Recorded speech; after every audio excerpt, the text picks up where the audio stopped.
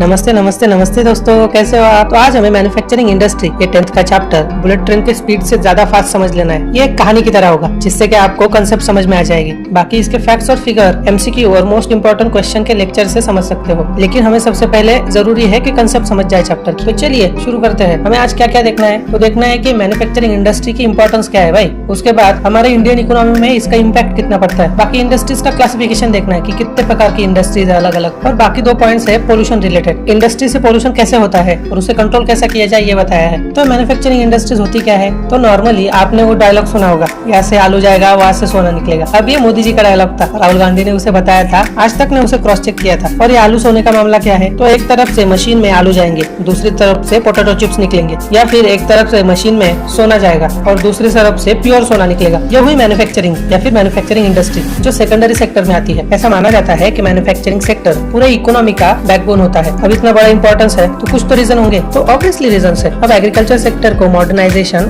Manufacturing industry से ही आता है। साथ ही हमारे एग्रीकल्चर में इतने सारे लोग भरे पड़े हैं और बहुत ज्यादा अनएम्प्लॉयमेंट है। लेकिन अगर उनको सेकेंडरी सेक्टर और टर्शरी सेक्टर मतलब मैन्युफैक्चरिंग में जॉब मिल जाए तो उनका अनएम्प्लॉयमेंट कम हो जाएगा। और अनएम्प्लॉयमेंट कम हुआ, हाथ में पैसे आए तो क्या भाई मजे हो जाएंगे, पॉवर्टी कम हो जाएगी, कंट्री डेवलप करने को लगेगी, लोग डेवलप करने लगेंगे। साथ ही हमारे यहाँ ऐसा होता है ना, इंडस्ट्रियल ग्रोथ अब ज्यादा हो गई है। इस वजह से हमें 100 चीजों की जरूरत है लेकिन 1 लाख चीजें तैयार होती है। तो जो एक्स्ट्रा चीजें है वो दूसरे देशों को भेजी जाती है और उससे जो पैसा मिलता है उससे लोग और मालामाल होते हैं, फॉरेन एक्सचेंज आता है। अब ये एग्रीकल्चर सेक्टर और इंडस्ट्रियल सेक्टर एक दूसरे पे बहुत ज्यादा डिपेंडेंट है। एग्रीकल्चर सेक्टर इंडस्ट्री को रॉ मटेरियल देता है कि भाई इस पे प्रोसेस करो, कुछ अच्छी चीजें बनाओ। और बाद में इंडस्ट्रियल सेक्टर क्या करता है, वो एग्रीकल्चर को इनोवेटिव टूल्स देता है, नई नई चीजें देता है जिससे कि प्रोडक्शन बढ़ सके, जैसे irrigation pumps, fertilisers, pesticides, PVC pipe, machines और बहुत कुछ। तो समझे भाई साहब ये एक दूसरे पे कैसे डिपेंडेंट है। अब हमारा अगला पॉइंट है क्लासिफिकेशन ऑफ इंडस्ट्रीज। अब हजारों इंडस्ट्रीज है इंडिया में, सबका क्लासिफिकेशन हुआ है। चलो देखते हैं वो क्लासिफिकेशन किस बेसिस पे हुआ है। पहला आता है रॉ मटेरियल्स। अब रॉ मटेरियल अगर एग्रीकल्चर से आया है तो एग्रो बेस्ड मतलब cotton, woollen, jute, silk, textile,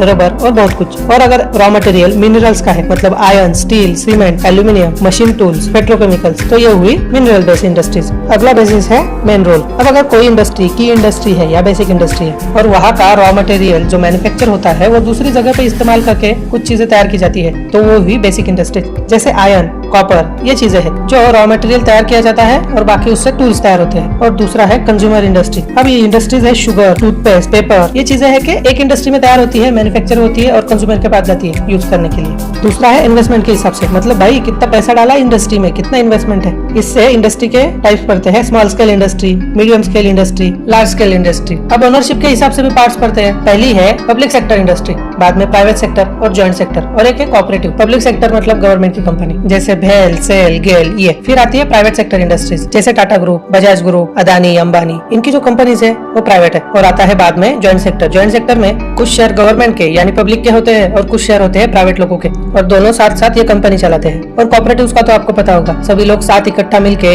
investment करते हैं और एक इंडस्ट्री चलाते हैं, ये हुआ कोऑपरेटिव। एक और क्लासिफिकेशन है हेवी इंडस्ट्रीज और लाइट वेट इंडस्ट्रीज। अब हेवी इंडस्ट्रीज मतलब आयरन ओर या फिर स्टील की इंडस्ट्रीज, और लाइट वेट मतलब कपड़े या फिर छोटे छोटे गुड्स तैयार किए जाते हैं, वो ही लाइट वेट इंडस्ट्रीज। ये रॉ मटेरियल के हिसाब से होता है। अब इतना बड़ा क्लासिफिकेशन देख लिया, इसके कुछ एग्जांपल डीप में देखने होंगे ना। चलिए शुरू करते हैं एग्रो बेस्ड इंडस्ट्रीज से। इसमें आपको तो पता है cotton, jute, silk, woollen, textile, sugar, edible oil, ये बहुत चीजें आती है। हम शुरुआत करते हैं टेक्सटाइल से। अब सबसे बड़े इंडस्ट्री से शुरुआत करनी चाहिए ना भाई, क्योंकि इस इंडस्ट्री का जीडीपी में हिस्सा है 4%, जो कि बहुत बड़ी चीज है। एक सिंगल इंडस्ट्री इतना बड़ा जीडीपी का हिस्सा ओन कर रही है। और उससे भी इम्पोर्टेंट बात, बेसिकली इंडिया इस इंडस्ट्री में सेल्फ रिलायंट है। मतलब बेसिकली इंडिया को इस मैन्युफैक्चरिंग में किसी देश के सामने हाथ फैलाने की जरूरत नहीं पड़ती, हम अपना प्रोडक्शन खुद कर लेते हैं। और ये इंडस्ट्री भारत में बहुत ज्यादा एम्प्लॉयमेंट जनरेट करती है, जो कि बहुत इंपॉर्टेंट पॉइंट है। अब कॉटन टेक्सटाइल की बात करें तो हमारे इंडिया में कॉटन टेक्नोलॉजी अभी अभी नहीं आई है। हड़प्पा टाइम से हम कॉटन का इस्तेमाल कर रहे हैं। 18th सेंचुरी में पावर लूम आए, मतलब पहले लोग हाथ से कॉटन का कपड़ा तैयार करते थे। अब पावर लूम की वजह से वो फास्ट होने लगा और उसकी कीमत भी कम हो गई। और इस वजह से जो ट्रेडिशनल भारत के कारीगर थे जो हाथ से कपड़ा तैयार करते थे उनकी कीमत ज्यादा होती थी, इसलिए वो बेकार हो गए। भारत की बात करें तो 1854 में पहली बार मुंबई में टेक्सटाइल मिल शुरू हुई। शुरुआत में टेक्सटाइल मिल महाराष्ट्र और गुजरात में थी। उसके कुछ रीजन है। ये इंडस्ट्री जहाँ पे थी वहाँ पे पोर्ट फैसिलिटी थी, मतलब ट्रांसपोर्ट अच्छा होता था। बाद में वहाँ पे बड़ी बड़ी सिटीज थी, इसलिए मार्केट भी अच्छा था, वही तैयार करो वही बेच दो। और सबसे इम्पोर्टेंट बात, चीप लेबर मिलता था और रॉ मटेरियल मतलब कॉटन आसपास में तैयार होता था। और इन दोनों स्टेट्स की एक खासियत थी, आसपास में समुद्र होने के कारण यहाँ पे क्लाइमेट मॉइस्ट होता था, जो कि कॉटन इंडस्ट्री के लिए बहुत अच्छा होता है। नॉर्मली इस इंडस्ट्री के 2 पार्ट होते हैं, स्पिनिंग और वेविंग। तो जैसे जैसे हम आगे बढ़े इस इंडस्ट्री ने डेवलपमेंट किया तो स्पिनिंग ये महाराष्ट्र, गुजरात और तमिलनाडु में कॉन्सेंट्रेट रही, जहाँ पे रॉ मटेरियल था, चीप लेबर था। लेकिन वेविंग के स्किल्स अलग अलग जगह पे अलग अलग थे, हर जगह पे वेविंग की यूनिकनेस थी। इसीलिए वेविंग इंडस्ट्री पूरे इंडिया में अलग अलग जगह डिस्ट्रीब्यूट हुई है। इंडिया के लोगों को प्रॉब्लम क्या है कि इंडिया के लोगों को ब्रांड चाहिए, क्वालिटी नहीं। और बाहर के देश क्या करते हैं, हमारे इस मेंटेलिटी का फायदा उठाते हैं। हमारे यहाँ से 100 रुपए में कपड़ा ले जाते हैं, वहाँ पे ले जाके उस पे थोड़ा सा प्रोसेस करते हैं, उस पे छाप देते हैं levees, Nike, Puma, Peter England, और फिर हमारे यहाँ पे आके वो कपड़ा 1000 में 1 लाख में बेचते हैं। और हम तो बुद्धू है, हमें क्या है, ब्रांड दिखा ले लिया, लेकिन क्वालिटी नहीं देखते हैं कि इंडिया के लोकल कॉटन की क्वालिटी कितनी अच्छी है, जिसके लिए हमें शोरूम में जाने की जरूरत नहीं है, छोटे छोटे दुकान से ले सकते हैं। अब इस इंडस्ट्री में सब चंगा चल रहा है ऐसा भी नहीं है भाई, कुछ तो प्रॉब्लम है। जैसे इंपॉर्टेंट प्रॉब्लम है इलेक्ट्रिसिटी की, कभी भी बिजली चली जाती है, प्रोडक्शन डिस्टर्ब हो जाता है। उसके बाद हमारा जुगाड़ तो आपको पता है, पुरानी मशीन, आउटडेटेड मशीन यूज करते हैं, फुल कैपेसिटी से प्रोडक्शन ही नहीं होता। हमारे यहाँ पे अनएम्प्लॉयमेंट है, लेकिन स्किल लेबर्स की कमी भी है, उसका कुछ करना चाहिए। और साथ में अब मॉडर्नाइजेशन हो रहा है और सिंथेटिक फाइबर ज्यादा लोग यूज कर रहे हैं, जिससे कि इस इंडस्ट्री को तगड़ा कंपटीशन मिला है। हमारा अगला टॉपिक है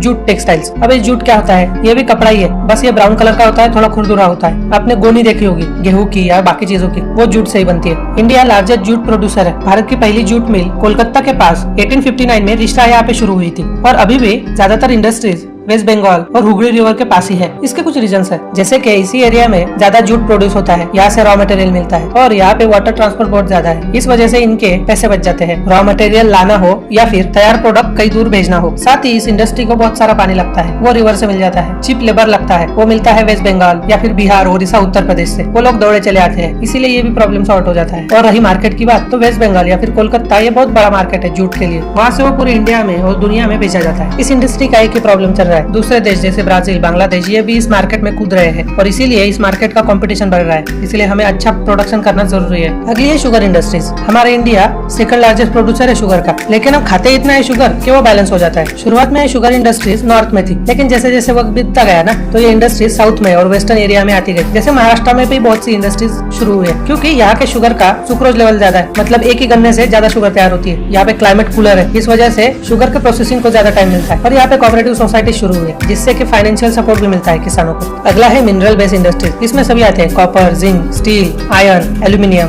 सभी चीजें। पहले आयरन और स्टील इंडस्ट्री देखते हैं। मेरे हिसाब से तो ये सबसे इम्पोर्टेंट इंडस्ट्री है। अब बुर्ज खलीफा ले लो या फिर अपने घर की दरवाजे की कुंडी, हर जगह पे आयरन और स्टील इस्तेमाल हुआ ही है। स्टील इंडस्ट्री का बॉस कौन है, तो चाइना। वहाँ पे सबसे ज्यादा प्रोडक्शन होता है और वो लोग ज्यादा यूज भी कर लेते हैं, इसीलिए तो इतने डेवलप कर रहे हैं भाई फास्ट। भारत में ये इंडस्ट्रीज छोटा नागपुर प्लेटू के आसपास है। ऐसा क्यों, क्योंकि वहीं पे रॉ मटेरियल मिलता है और वो एरिया झारखंड, बिहार के आसपास है, इसीलिए लेबर्स भी मिल जाते हैं। लेकिन ये इंडस्ट्री भी कुछ प्रॉब्लम फेस कर रही है यार। हर बार की तरह पहला प्रॉब्लम है irregular supply of energy. Electricity नहीं मिलती, कहाँ से होगा प्रोडक्शन। अच्छा इंफ्रास्ट्रक्चर भी नहीं है, और जो लेबर्स है वो स्किल वर्कर्स नहीं है, इसीलिए प्रोडक्टिविटी उनकी कम होती है। और सबसे इम्पोर्टेंट प्रॉब्लम है कि अच्छा रॉ मटेरियल नहीं मिलता, और अगर मिलता है तो उसकी कॉस्ट बहुत हाई होती है। हाँ, पिछले कुछ सालों में एफडीआई की वजह से इसे बूस्ट मिला है। एफडीआई मतलब फॉरेन डायरेक्ट इन्वेस्टमेंट। इसकी वजह से इस इंडस्ट्री को थोड़ा बूस्ट मिला है, लेकिन उतना नहीं जितना हमें चाहिए। चीन चाइना से कम्पीट करना है ना भाई। अगला पॉइंट है एल्यूमिनियम। अब ये आयरन तो बढ़िया है, लेकिन इसके कुछ प्रॉब्लम है। इसका करोजन होने लगता है और खराब होने लगता है, लेकिन एल्यूमिनियम का ऐसा नहीं है। ये अश्वत्थामा है, ये आसानी से खराब नहीं होता। इस वजह से बहुत सी चीजों में अभी अभी एल्यूमिनियम का इस्तेमाल होने लगा है, जैसे एरोप्लेन्स, एल्यूमिनियम फॉइल, कैन कौन सी भी हो सकती है, आप इमेजिन कर सकते हो। अलग अलग टूल्स, यहाँ पे एल्यूमिनियम इस्तेमाल होता है। ये एल्यूमिनियम हमें बॉक्साइट के साथ मिलता है, इसलिए पहले बॉक्साइट और एल्यूमिनियम को अलग करना पड़ता है, फिर उसका इस्तेमाल होता है। इस एल्यूमिनियम ने तो सबको पीछे छोड़ दिया है। ये स्टील, कॉपर, जिंक, लेड, इन चीजों को, इन इंडस्ट्रीज को रिप्लेस कर रहा है, और हर जगह पे एल्यूमिनियम का इस्तेमाल हो रहा है। नॉर्मली इसके इंडस्ट्रीज ओडिशा, वेस्ट बंगाल, केरला, उत्तर प्रदेश, छत्तीसगढ़ और महाराष्ट्र, तमिलनाडु में है। अगला है केमिकल इंडस्ट्रीज, जो कि फ्यूचर है इंडस्ट्रियल एरिया का। ये इंडस्ट्रीज भारत के जीडीपी का 3% ओन करती है, मतलब बहुत बड़ी और पावरफुल इंडस्ट्री है। इसकी बहुत सी कैटेगरीज है, जैसे कि ऑर्गेनिक और इनऑर्गेनिक केमिकल्स। ऑर्गेनिक में आते हैं पेट्रोकेमिकल्स यानी प्लास्टिक, ड्रग्स, फार्मास्यूटिकल्स, रबर और बहुत कुछ। और इनऑर्गेनिक में आते हैं adhesive, paints, detergent powder, paper, इनको बनाने के chemicals, sulphuric acid, caustic soda और बहुत कुछ। अगली इंडस्ट्री है फर्टिलाइजर्स। अब इंडिया एक एग्रीकल्चर इकोनॉमी है भाई, फर्टिलाइजर्स तो लगेंगे, प्रोडक्शन बढ़ाना है। और ग्रीन रेवोल्यूशन के बाद तो बहुत ज्यादा फर्टिलाइजर यूज किए भाई हमने, कोई लिमिट ही नहीं थी। भारत में ज्यादातर कौन से फर्टिलाइजर्स यूज होते हैं, नाइट्रोजेनियस फर्टिलाइजर्स यानी यूरिया, फॉस्फेटिक फर्टिलाइजर्स और अमोनियम फॉस्फेट, साथ ही नाइट्रोजन,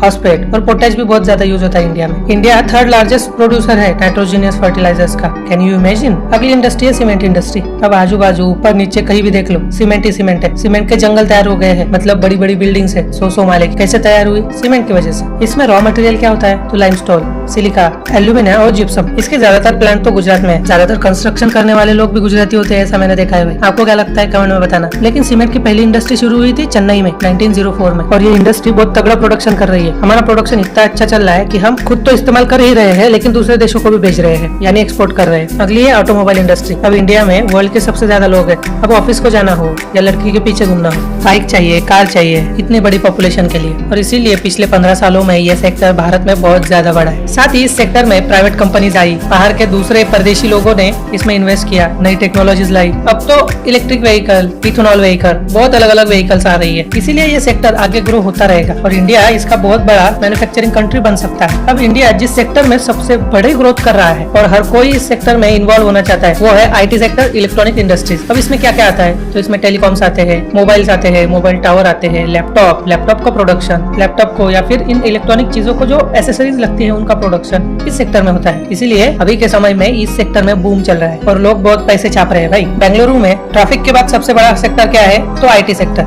उसके बाद मुंबई, दिल्ली, हैदराबाद, पुणे, चेन्नई, कोलकाता, लखनऊ और कोयम्बतूर इस सिटीज में भी ये सेक्टर बढ़ रहा है और बढ़ता रहेगा। लोगों को जॉब मिलती रहेगी और इंडिया की गरीबी थोड़ी कम होगी यार। इस सेक्टर में बहुत से बच्चे फॉरेन कंपनीज के लिए भी काम करते हैं, बहुत तगड़ा मुनाफा कमाते हैं, पैसे कमाते हैं। अब तक आप सोच रहे होंगे कि वाह क्या बढ़िया चल रहा है इंडिया का मैन्युफैक्चरिंग सेक्टर, लेकिन कुछ गड़बड़ भी हो रही है, उस पर भी हमें ध्यान देना जरूरी है। अब हम इतना ग्रोथ कर रहे हैं, डेवलपमेंट कर रहे हैं, लेकिन इन फैक्ट्रीज से, इंडस्ट्रीज से पोल्यूशन हो रहा है और ये पोल्यूशन बढ़ता गया तो अर्थ जीने लायक नहीं रहेगी। तो फिर क्या करना है उस ग्रोथ और डेवलपमेंट का अगर सांस ही ना ले पाए? इसीलिए इन्वायरमेंटल डिग्रेडेशन क्या है और उस पर क्या सोल्यूशन है वो देखना जरूरी है। पहले प्रॉब्लम्स देखते हैं। तो इस इंडस्ट्रीज से अलग अलग पोल्यूशन होते हैं और मेजर पोल्यूशन तो आपको पता ही होंगे, आपके आंखों के सामने होते होंगे ये पोल्यूशन, जैसे कि air pollution, water pollution, soil pollution, noise pollution. अब इसके एग्जांपल भी आपको पता है कि ये कैसे होता है, क्या होता है, ज्यादा दिमाग लगाने की जरूरत नहीं है, बेसिक चीजें आपको बता देता हूँ। एयर पोल्यूशन क्या है कि जब हवा में carbon dioxide, carbon monoxide, sulphur dioxide ये गैसेस बढ़ने लगते हैं और स्मोक बढ़ता है, हमें सांस लेने में तकलीफ होती है, उसे एयर पोल्यूशन कहते हैं। अब दिल्ली और मुंबई में तो ये हर बार होता है, हर बार की दिक्कत है, वहाँ पे लोगों को एयर फिल्टर लगाने पड़ते हैं, इतनी बुरी चीज है एयर पोल्यूशन। और ये क्यों हुआ है? क्योंकि एक ही सिटीज में बहुत सारी इंडस्ट्रीज कॉन्सेंट्रेट हो गई है, अच्छा प्लानिंग नहीं हुआ इंडस्ट्रीज का, इसीलिए एक ही जगह पे वो धुआं छोड़ते रहते हैं और सिटी को बर्बाद कर देते हैं। फिर वो कौन सी भी इंडस्ट्री हो, पेपर फैक्ट्री हो, आयरन इंडस्ट्री हो, फॉसिल फ्यूल की इंडस्ट्री हो, कोई भी इंडस्ट्री हो, ये चीजें तो होती है और इसका हर लिविंग बीइंग पे बुरा इफेक्ट पड़ता है भाई। उसके बाद है वाटर पोल्यूशन। अभी हमने इंडस्ट्रीज के बारे में पढ़ा, आपने देखा होगा कि बहुत से इंडस्ट्रीज में पानी लगता है, वाटर के बिना उनका काम नहीं होता, लेकिन पूरा वाटर वो यूज नहीं करते, कुछ प्रोसेसिंग होती है और बाकी फेंक देते हैं। वो वाटर इतना पोल्यूटेड होता है, आप एक बार गंगा, यमुना इन नदियों को देखो यार, और भारत की बहुत सी नदियां ऐसे ही हो गई है, उसमें बहुत सारा झाग होता है और वो केमिकल होता है। मतलब जिन नदियों से हमें पीने को पानी मिलता है उसमें ये इंडस्ट्रीज बेछूट पोल्यूशन करती है और उसे भोगना हमें पड़ता है। अब है नॉइज पोल्यूशन। तो नॉइज पोल्यूशन हर जगह है, बाइक के हॉर्न से लेके इंडस्ट्री के मशीन तक नॉइज पोल्यूशन हर जगह होता ही रहता है। अब बाइक का हॉर्न आपके कान के पास 1 मिनट बजाया जाए ना तो आप डिस्टर्ब हो जाओगे। ये सिंपल चीज नहीं है, लॉन्ग टर्म में इसके बहुत बुरे इफेक्ट होते हैं, मेंटली डिस्टर्ब होने तक नॉइज पोल्यूशन की प्रॉब्लम्स होती है। अब प्रॉब्लम्स तो देख ली, कुछ सोल्यूशन भी चाहिए ना भाई। चलो सोल्यूशंस देखते हैं। पहला सोल्यूशन क्या है? वाटर पोल्यूशन होता है तो गवर्नमेंट ने इंडस्ट्रीज पे रोक लगानी चाहिए। कैसे? कम से कम पानी का इस्तेमाल करके, या फिर जो पानी पहले आपने इस्तेमाल किया है उस पर प्रोसेस करके फिर से उसे इस्तेमाल करें, इससे फ्रेश वाटर की बचत होगी। उसके बाद रेन वाटर हार्वेस्टिंग भी करनी चाहिए, इससे ज्यादा लोड नहीं आएगा फ्रेश वाटर। ये इंडस्ट्रीज बहुत सा पोल्यूटेड वाटर सीधा नदी नाले में छोड़ देती है, उस पर कुछ प्रोसीजर करनी चाहिए, उससे केमिकल निकाल के फिर उसे फ्रेश वाटर में छोड़ना चाहिए। दूसरा है एयर पोल्यूशन। अब एयर पोल्यूशन का सीन सीधा है, जो इंडस्ट्री बहुत ज्यादा पोल्यूशन करती है उसने उसकी जिम्मेदारी लेनी चाहिए और कम से कम पोल्यूटेड एयर हवा में छोड़नी चाहिए। साथ ही उस एयर पे प्रोसेसिंग करने के लिए अलग अलग इक्विपमेंट्स लगाने चाहिए। और जिस इंडस्ट्रीज में कोयला इस्तेमाल होता है और बहुत ज्यादा पोल्यूशन करता है, वो कोयलों को गैस से रिप्लेस करना चाहिए, यानी पोल्यूशन कम होगा। अब नॉइज पोल्यूशन पे क्या सोल्यूशन है? तो इसका सोल्यूशन है कि जो मशीनरीज आउटडेटेड हो गई है, ज्यादा आवाज करती है, उसे रिप्लेस करना चाहिए नई टेक्नोलॉजी से, जो कि और ज्यादा इफिशिएंट है और आवाज भी कम करती है। और ये जनरेटर्स है ना, बहुत आवाज करते हैं, इनको साइलेंसर लगाना जरूरी है, ये इंडस्ट्री में हो या फिर लोकल एरियाज में। इस तरह हमने फास्ट रिवीजन करके ये लेक्चर खत्म कर लिया है। और डिटेल में पढ़ना है, फैक्ट्स फिगर याद रखनी है तो MCQ और टॉप क्वेश्चन का लेक्चर देख सकते हो। Thank you.